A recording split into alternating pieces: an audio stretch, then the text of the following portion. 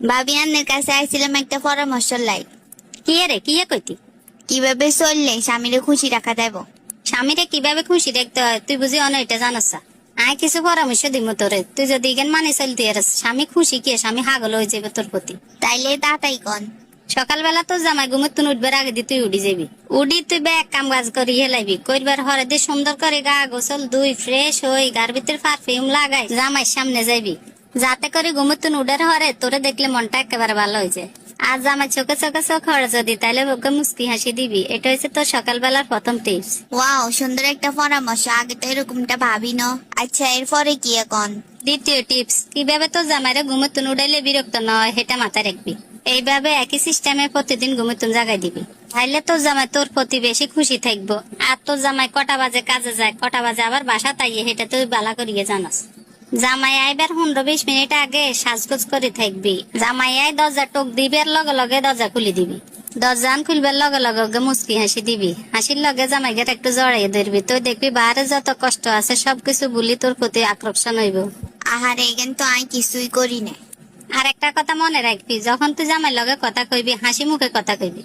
On যে কথা আন কমু ইয়েন হচ্ছে খুবই গুরুত্বপূর্ণ।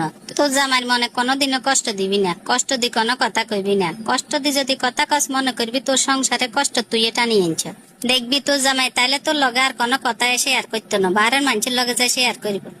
এক পর্যায়ে দেখা যাবে তুই যে ঘরের বউ এটার কোনো গুরুত্ব থাকতো না। তো জামাই যদি তোরে কোনো কামের হরমাইশ দেয় তাহলে এটা সুন্দর করে হাসি মুখে পালন করবি। জামাইয়ের দোষ গুণ বালা মন্দ বাহারের কোনো বেডির লগে শেয়ার করবি না, এমনকি তোর মাল লগেও না। যদি কোনোদিন ঝগড়া জাটিয়ে নগদে গরম হইবি না।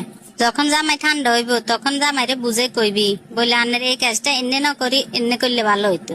দেখবি হরে ঠিকই বুঝবো, তোর কাছে তো আরো উল্টা পরামর্শ নিব। আর হন, তোর জামাইয়ের অনুমতি ছাড়া কারো ঘরে টাকা পয়সা দাঁত দিবি না, এবং কি জামাইয়ের অনুমতি ছাড়া তুই বাইরেও যাইবি না। জামাইয়ের কোনো কাজ যদি তোর বিরুদ্ধে চলে যায় তুই কোনো তর্ক করবি না। প্রয়োজনে মাথা ঠান্ডা করি তুই তারে বুঝাইবি, তুই দেখবি সব ঠিক হয়ে যাইব। আচ্ছা, এটা কতক্ষণ চাই? জামের পছন্দ আর আর পছন্দ মিলে না, এটা লই কিপতাম।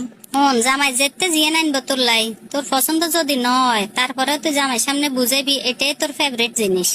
তাইলে জামাই খুশি হয়ে যাইব, দেখবি পরে পরে তোর লাই আরো বেশি বেশি করে আনবো। তো জামাইরে দেখবি যখন হাসি খুশিতে আছে তখন নানান ধরনের প্রশ্ন করবি। আর যখন দেখবি মন খারাপ তুই পাশে যা সুন্দর করে বইবি, বই জিজ্ঞেবি কিনলে মন খারাপ আনের এটা প্রশ্ন করবি। নরম সুরে জিজ্ঞাসা করলে দেখবি সুন্দর মতো তোরে উত্তর দিব। তবে ভুল করি এমন কিছু বুঝাইবি